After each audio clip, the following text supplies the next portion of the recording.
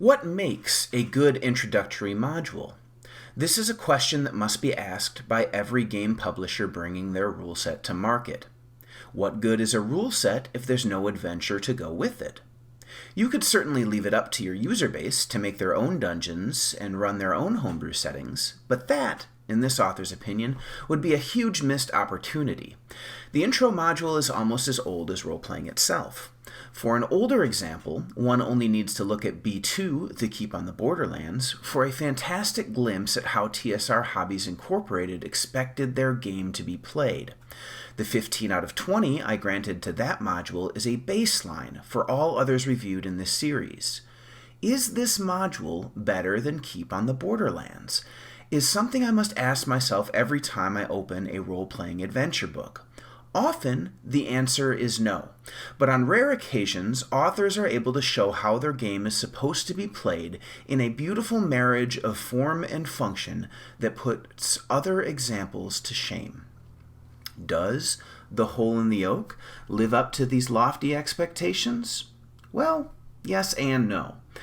Immediately upon holding this module, expectations are set high.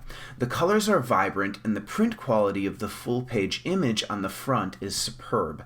The characters depicted immediately evoke memories of those classic role-playing games from the 80s, and the heroes especially could have just as easily found themselves in the first edition Dungeon Master's Guide.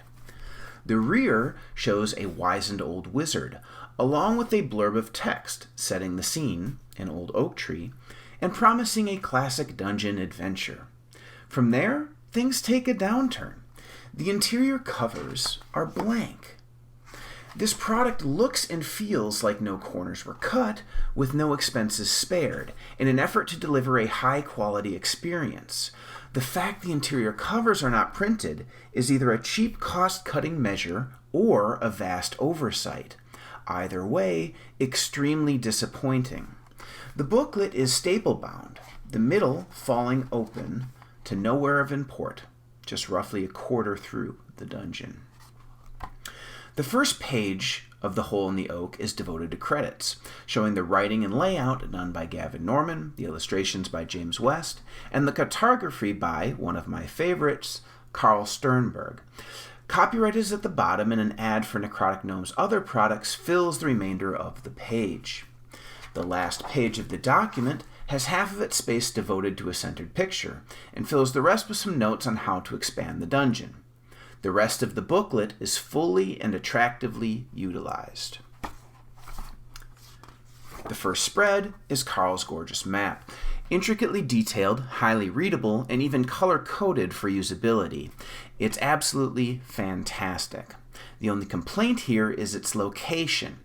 As it's not on one of the interior cover spreads, it's difficult to flip to.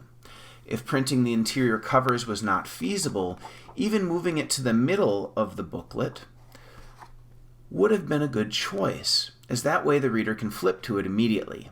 An important aspect, as it's the single thing in this module that will be used the most. The next page shows the table of contents, followed by the introduction. This section is extremely important for an introductory module. It's where the author gets their first real chance at explaining how their game should play at the table to the referee. Granted, in Necrotic Gnome's magnum opus, the Old School Essentials Classic Fantasy Rules Tome, there are a few tips and tricks on how to play, but to quote the book itself, by far the easiest way to learn what RPGs are about and how they work is to simply dive in and play. So this section is the first real opportunity to impart that tribal knowledge to the reader. Overall, it could have done a better job at that. However, if you already know how to play an OSR game, this introductory section hits all the key points. Compatibility, required books, suggested character levels, descriptions of the setting, history of the dungeon, and the factions and their relationships within. Some unanswered mysteries the players may uncover that the referee can riff on. Rules for swimming in the river, and a rumor table. Everything is well formatted with brown headings, and no words spill from one page to the next. This style continues into the random encounter table and the room keys, which takes up the remainder of this module. This is where the hole in the oak really shines. The formatting used for the old school essentials books is some of the best out there, and this module is no exception. Every area name is in a brown heading with bolded descriptions below that pinpoint things that are immediately apparent for someone entering, followed by explanatory text if said item is investigated further.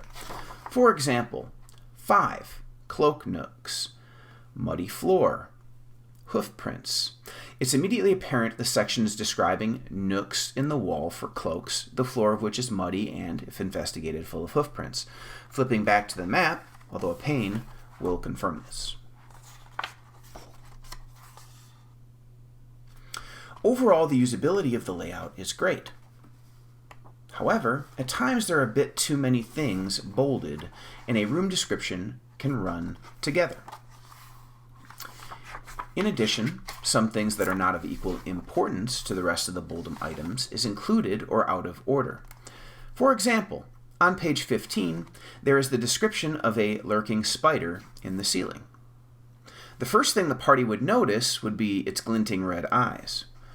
But this description is below the fact the spider is, quote, lurking, which could have been safely removed from the room description or instead moved to the non-bolded supplemental text. Finally, the overuse of the brown headings can at times overwhelm pages to a certain degree. For example, number 25, the mutagenic ogre's den. This page has 3 subheadings, all brown, and one which has a number in front of it, which causes a bit of confusion to the eye at a glance. A different color for these subheadings would have been advisable, similar to the orange text used to pinpoint creatures. Overall, The Hole in the Oak is an incredible module. It's inventive, fun, unique, and has lots of great moments throughout for your players to roleplay through. From a shadowy groundskeeper that attacks anyone who enters his garden, to a wight in his coffin in a group of heretical gnomes, this booklet really has it all. But is it a good introductory module? Entering where we began, yes and no. It's fun, it's fresh, and it's deadly, but there's not a lot of tricks and tips for a novice referee. As written, the party will spend the majority of their time running around like chickens with their heads cut off, as a good number of the encounters in this dungeon will kill a group of level 1 to 2 adventurers.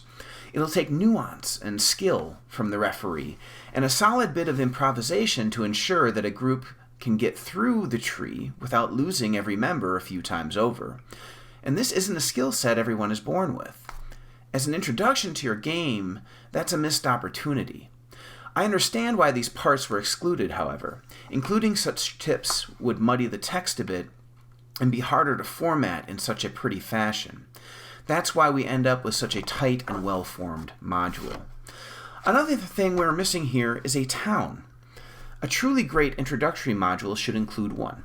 It's not called Dungeons and Dungeons after all, although I suppose that's not a great argument, as hopefully you're not encountering dragons in town.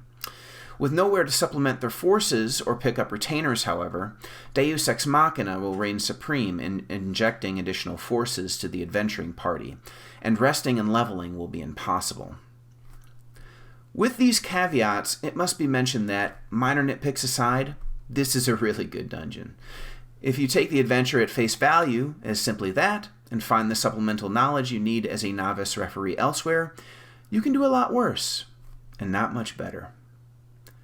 I give The Hole in the Oak a 16 out of 20.